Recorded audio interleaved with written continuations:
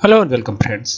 आज की ये वीडियो टैली प्राइम को लेकर के है। टैली प्राइम के इस वीडियो में आज हम ठीक है।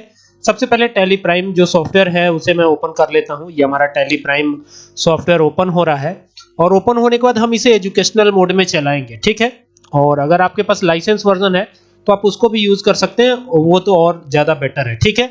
यहाँ से एक नई कंपनी बनाएंगे हम। F3 प्रेस करके आएंगे और यहाँ से क्रिएट कंपनी पर जाएंगे और एंटर कर देना है। आपको एंटर करने के बाद एक नई विंडो आएगी, वहां पर आपको कंपनी का नाम देना है। जैसे यहाँ पर देखिए कंपनी नेम लिखा हुआ है, तो इस कंपनी का क्या नाम देना है। यहाँ पर मैं लिख देता हूँ महेश एंड सन्स। ये एक कंपनी का नाम हो गया, महेश एंड सन्स। और इसके बाद इसका जो लोकल एड्रेस है वो यहाँ पर आता है, तो वो यहाँ पर आप डाल दीजिएगा। और यहाँ पर सिटी का नाम हो जाएगा, तो ये न्यू कॉलोनी देवरिया कर देते हैं, DEORIA। तो ये हो गया न्यू कॉलोनी देवरिया। एंटर किया, यहाँ पे उत्तर प्रदेश करेंगे, ये उत्तर प्रदेश हो गया। यहाँ पर पिन कोड आएगा, तो ये हो गया पिन कोड, ठीक है। और पिन कोड डालने के बाद एंटर करके इसको एक्सेप्ट कराएगा। यहाँ पर थोड़ा केयरफुल रहने की जरूरत है, क्योंकि फाइनेंशियल ईयर कब से शुरू हो रहा है और काम हमारा कब से शुरू हो रहा है, ये दोनों चीजें यहाँ पर आएंगी। एंटर करके इसे कराइएगा एक्सेप्ट। जब एक्सेप्ट कराएंगे तो यहाँ पर अगर आप GST चालू करना चाहते हैं तो यहां से चालू कर सकते हैं, ठीक है। फिलहाल ये वीडियो GST को लेकर के भी है, तो मैं यहाँ पर इसको यस कर देता हूं। ये यहां से जाके इसको यस करेंगे, एंटर करेंगे। और एंटर करने के बाद ये विंडो ओपन होगी, तो यहाँ पर एंटर करके आइएगा और यहाँ पर अपना GSTIN जरूर डालिएगा, ठीक है। और ये डाल करके एंटर करिएगा। और यहाँ पर जो है यूजर नेम आएगा, तो मैं फिलहाल अपना ही नाम रख लेता हूँ। और यहाँ पे ये EBC कर लेता हूँ इसमें, और ये इसको एप्लीकेबल रखूंगा, एंटर करूंगा और एंटर करके इसे एक्सेप्ट करा लेता हूँ। बाकी इसको भी आपको यस करना है, अगर इसको यस नहीं करेंगे तो GST नहीं कैलकुलेट होगा, ठीक है। तो हम स्पेसिफाई करिए, क्लासिफिकेशन भी आप कर सकते हैं, फिलहाल स्पेसिफाई ही करता हूँ। तो ये यहाँ पर 8 अंकों का HSN कोड आएगा। बाकी यहाँ पर डिस्क्रिप्शन में गुड्स वगैरह कुछ भी डाल सकते हैं। स्पेसिफाई डिटेल हियर पे जाइएगा, एंटर करिएगा। यहाँ पर बाय डिफॉल्ट जो टैक्स लगेगा वो लगेगा 18% का, तो ये लगा दिया। और ये बेस्ड ऑन क्वांटिटी या वैल्यू, तो वैल्यू कर दिया है। सेस टैक्स यहाँ पर नहीं लगा रहे हम। यहाँ पर सेस वाला जो है एप्लीकेबल हालांकि हमने किया हुआ है, चाहे तो लगा भी सकते हैं। जैसे मान लीजिए कि जो है सेस हम लगा रहे हैं यहाँ पे 90%, ठीक है। एंटर किया, एंटर किया। बाकी की सारी डिटेल को एंटर करके आप एक्सेप्ट कराएंगे और इस तरीके से लास्ट तक एंटर करते चले जाएंगे। तो इस कंपनी में न सिर्फ GST एप्लीकेबल हो गया है, बल्कि सेस भी एप्लीकेबल कर दिया है हमने, ठीक है। अब यहाँ पर क्रिएट ऑप्शन ऊपर आपको दिखेगा, यहाँ से एंटर कर दीजिएगा और यहाँ पर लेजर ऑप्शन पे आइएगा। पहला तो लेजर हम कैपिटल का बना लेते हैं, ये हो गया कैपिटल। ये ऑब्लिक अकाउंट करेंगे, एंटर करेंगे। ग्रुप इसका कैपिटल अकाउंट ही रहेगा। एंटर करके और कराइएगा इसे एक्सेप्ट। जब ये एक्सेप्ट हो जाएगा तो एक और लेजर हमें बनाना है जो कि बैंक अकाउंट का है, और ये है कैनरा बैंक। तो ये हो गया कैनरा बैंक, ठीक है। तो ये कैनरा बैंक अकाउंट का लेजर है, तो यहाँ पे ग्रुप इसका बैंक अकाउंट हो जाएगा। बी प्रेस कीजिएगा, बी वाले सारे ग्रुप हाईलाइट हो जाते हैं और इसके बाद आपको बैंक अकाउंट चूज कर लेना। ध्यान रखिएगा बैंक अकाउंट ही चूज कीजिएगा, ना तो ब्रांच डिवीजन, ना तो बैंक ओडी, ना तो बैंक OCC, सीधा आपको बैंक अकाउंट ही चूज करना है। तो ये चूज करके और यहाँ पर अपना जो है बैंक अकाउंट नंबर डालिएगा और ये हो गया बैंक अकाउंट नंबर, ठीक है। एंटर किया। बाकी IFSC कोड और स्विफ्ट कोड भी डाल सकते हैं। स्विफ्ट कोड जो है आपका करेंसी एक्सचेंज करने के काम आता है, तो यहाँ पर स्विफ्ट कोड भी डाला जा सकता है। और एंटर करके और ब्रांच वगैरह का नाम डालते हुए और एंटर करते हुए इसे कराइएगा एक्सेप्ट, ठीक है। यहाँ पे चेक की डिटेल भी यस कर सकते हैं आप। यहाँ पर चेक का जो भी इशू होगा चेक, वो पूरा डिटेल यहाँ पर आएगा। तो ये हो गया यहाँ पर। और यहाँ पर मैं क्या ये कर दिया हमने, तो ये 22 चेक इशू हो गए। और यहाँ पर जो है नाम दे देते हैं, चेकबुक पर नाम क्या प्रिंट होगा वो भी दे देते हैं। एंटर करेंगे और इसको एक्सेप्ट कराएंगे। बाकी की डिटेल को भी एंटर करके एक्सेप्ट करा लीजिएगा आप। तो ये एक्सेप्ट हो जाएगा और ये दोनों लेजर्स बन जाने के बाद बाहर आएंगे। और बाहर आकर के अब अगर कैपिटल अगर इन्वेस्ट करना है कंपनी में, ध्यान दीजिएगा, कैपिटल अगर इन्वेस्ट करना है कंपनी में तो यहाँ पर तो कैपिटल अकाउंट ही रहता है। और नीचे हम कैश लेके आते हैं ना, याद है ना आपको, कैश लेके आते हैं। तो यहाँ पर हम क्या करेंगे, 70,000 रुपए कैपिटल इन्वेस्ट करना है, तो ये 70,000 डाल दिया। और यहाँ पर देखिए, यहाँ पर आपको बैंक और कैश दोनों दिखाई पड़ेगा। तो अगर आप कैश करना चाहते हैं तब तो सीधे कैश करके आप आगे बढ़ जाते हैं, इसको एंटर करते हैं और कैश करके आगे बढ़ जाते हैं, इसको एक्सेप्ट करा लेते हैं। लेकिन हमें कैश यहाँ करना ही नहीं है, हमें बैंक करना है, क्योंकि कैश तो हमारे पास है ही नहीं। हमने सारा पैसा कहाँ रखा है, बैंक में रखा, ठीक है। तो यहाँ पर पहले तो आप रिसिप्ट वाउचर में आ जाइएगा, ये ध्यान रखिएगा, रिसिप्ट वाउचर में आ जाना है। और एंटर कर देना है यहाँ पर। और मान लीजिए कि 70,000 रुपए आप कंपनी में इन्वेस्ट कर रहे हैं, ठीक है। और ये अगर कैश में कर रहे हैं तो कैश कर सकते हैं, फिलहाल हम यहाँ पे बैंक करेंगे कैनरा बैंक। तो ये पैसा आपका जाएगा कहाँ, कैनरा बैंक में जाएगा। ये ध्यान रखिएगा, ये पैसा कैश में नहीं आया है आपकी कंपनी में, कैनरा बैंक में गया है। तो जब भी आपको पेमेंट करना होगा ना किसी भी चीज के लिए, तो आपको कैनरा बैंक का लेजर ही लगाना पड़ेगा, ठीक है। अब देखिए कैसे, यहां से पहले जो है हम यहाँ पर F9 प्रेस करके आ जाते हैं परचेज वाउचर में, या है परचेज में, और यहाँ पर कुछ परचेज करना है। तो सप्लायर द्वारा दिया गया इनवॉइस नंबर डाला यहाँ पर, और यहाँ पर अब क्रेडिटर पार्टी का लेजर आएगा। तो आशीष होलसेलर कर देते हैं, ये हो गया होलसेलर। तो ये हमारे क्रेडिटर पार्टी का नाम है, एंटर करेंगे और यहाँ पर आएगा सन्ड्री क्रेडिटर। ग्रुप क्या आएगा, सन्ड्री क्रेडिटर का ग्रुप आएगा। एंटर करिएगा और इसको कराइएगा एक्सेप्ट। बाकी की डिटेल भर लीजिएगा और यहाँ पर भी एंटर करके इसको भी करा लेना है एक्सेप्ट।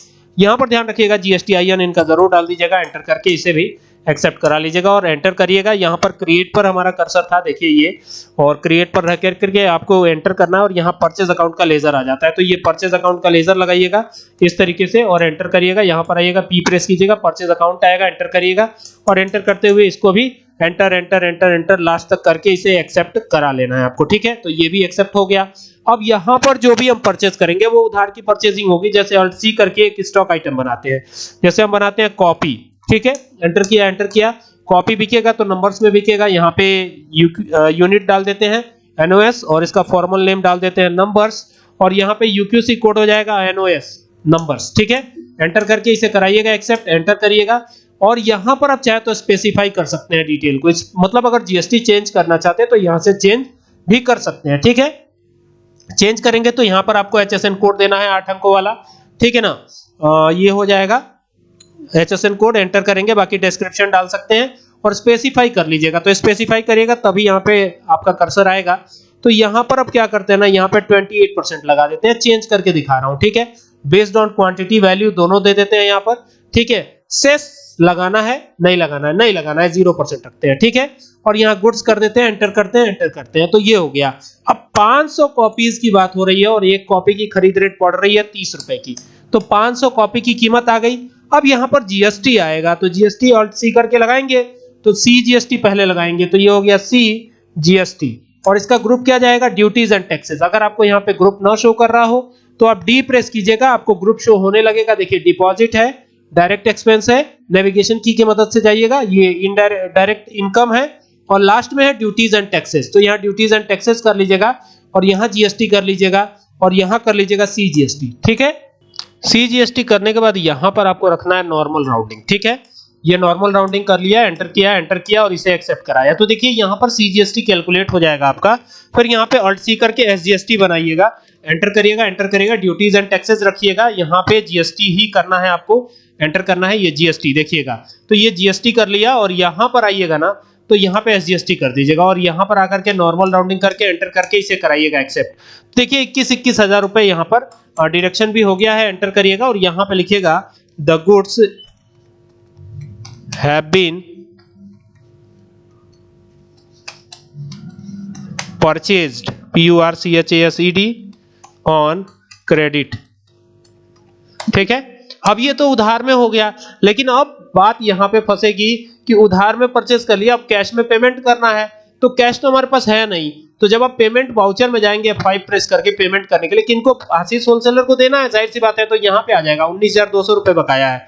तो आप 19,200 कैश में नहीं दे सकते, क्योंकि कैश में आपके पास आएगा नेगेटिव कैश। देखिए यहाँ पर आए, तो यहाँ पर अगर आप कैश देने की कोशिश करेंगे तो यहाँ पे तुरंत नेगेटिव कैश आ जाएगा। देखिए 19,200 रेड में आ गया, यहाँ पे देख रहे हैं। तो करना क्या है, बैंक के थ्रू जाना है। तो ये देखिए, ये कैनरा बैंक हमने बनाया था, और अगर कैनरा बैंक से जाते हैं तो कैनरा बैंक में 19,200 माइनस हो जाएगा, तो कुल मिला के 50,800 बच जाएगा आपके पास। 70,000 रिसीव कराया था, तो ये आपकी बैंक की एंट्री हो जाएगी, ठीक है। अगर कुछ और परचेज कर लेते हैं, जैसे सपोज कीजिए यहाँ पे डेट चेंज कर रहा हूँ, डेट चेंज करने की शॉर्टकट की F2 होती है। अगर 1 मई को कुछ और परचेज कर रहे हैं, जैसे 1 मई 2024 हो गया, यहाँ पर आए और यहाँ पर आकर के सप्लायर द्वारा दिया गया इनवॉइस नंबर डाला, एंटर किया और यहाँ पर आते हैं। फिर आशीष होलसेलर से उधार ही परचेज कर रहे हैं हम, ये आ गए। यहाँ पर बाकी इनका GSTIN वगैरह जो भी होता हो वो डालिएगा, एंटर करिएगा और यहाँ पर परचेज अकाउंट करिएगा। और परचेज अकाउंट करने के बाद यहाँ पर जैसे आते हैं ना, तो यहाँ पे फिर एक स्टॉक आइटम, ठीक है। तो यहाँ पर पाइथन बुक करते हैं, पाइथन की किताब। तो ये पाइथन बुक हो गया और एंटर किया। यहाँ पर जैसे ही आते हैं तो एनओएस करेंगे, एंटर करेंगे, बाकी डिटेल ऐसे ही रखते हैं, एंटर कर देते हैं। तो यहाँ 50 किताबें परचेज करी जा रही है और एक की खरीद रेट है 1400 रुपए। कितनी है? 1400 रुपए। तो ये आ गया और बाकी यहाँ पर सीजीएसटी एसजीएसटी आएगा, तो ये सीजीएसटी हो गया, देन एसजीएसटी। चूंकि सेम स्टेट का मामला अदर स्टेट का होता तो आईजीएसटी लगाते हैं हम। यहाँ पर एंटर करके इसे भी एक्सेप्ट कराइएगा। नरेशन फिलहाल स्किप कर रहा हूँ, एंटर करता हूँ, इसे एक्सेप्ट कराता हूँ। तो ये फुल्ली एक्सेप्ट हो गया। अब एक्सेप्ट हो जाने के बाद जिस होलसेलर से हमने परचेज किया उसको पेमेंट भी करना पड़ेगा।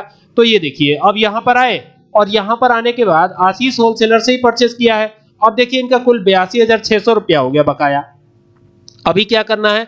अभी 82,600 अगर आप देने की कोशिश करेंगे तो 82,600 आपके बैंक में भी नहीं है। देखिए यहाँ पर ये 82,600 किया और बैंक में तो पैसा है नहीं, 31,800 माइनस में जाने लगेगा। तो माइनस में अगर और कैश तो है ही नहीं, कैश तो पूरा ही माइनस में जाएगा। अगर कैश करते हैं तो पूरा 82,600 माइनस में चला जाएगा। तो अगर मान लीजिए आपने ऐसी एंट्री कर दी है, देखिएगा जरा, ये एंट्री किया, एंटर किया और इसको एक्सेप्ट करा, 31,800 माइनस में जा रहा है। तो सेम डेट में रहते हुए आप एक काम करिएगा, रिसिप्ट वाउचर में जाकर के कैपिटल रिसीव करा दीजिएगा। ये देखिए, ये कैपिटल अकाउंट पे गए। अभी तो ये बिल जब देखेंगे ना, बाहर आता हूं, पहले बिल दिखा देता हूं आपको। ये जो बिल देखेंगे पेमेंट वाला, तो ये रेड में दिखा रहा है ना, ये 2 नंबर वाला बिल है। देखिए यहाँ पे 2 नंबर लिखा है ना, और ये आशीष होलसेलर 82,600 का बिल है और 31,800 माइनस में जा रहा है। लेकिन ध्यान दीजिएगा, एक बार कैश रिसीव करा देने से फायदा ये होगा कि ये जो भी आपको बैलेंस माइनस में दिख रहा है ना, यहाँ पे देखिए, ये जो माइनस में दिख रहा है 31,800, अगर ये कैनरा बैंक में पैसा डाल दिया जाए तो ये माइनस में आना बंद हो जाएगा। ठीक है, अब कैसे माइनस में आना बंद हो जाएगा उसको देखना पड़ेगा। तो उसके लिए हमें क्या करना पड़ेगा, यहां से पहले बाहर आना पड़ेगा। डेट देख लीजिएगा किस डेट पे ये काम हुआ है।